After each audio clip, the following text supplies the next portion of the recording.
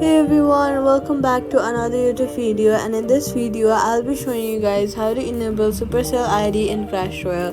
If your account isn't linked yet, do this immediately. Open Clash Royale, click on the three-line option menu in the top right corner, then go to settings, then tap Supercell ID and choose to register. After that, enter your email address and confirm it using the verification code sent to you. To check the verification code, open Gmail, click on the if it's not in the main page, click on the three-line option, check your spam or trash, sometimes it might get in there. After that, you're going to use the verification code that was sent to you. Once enabled, you see a green connected status.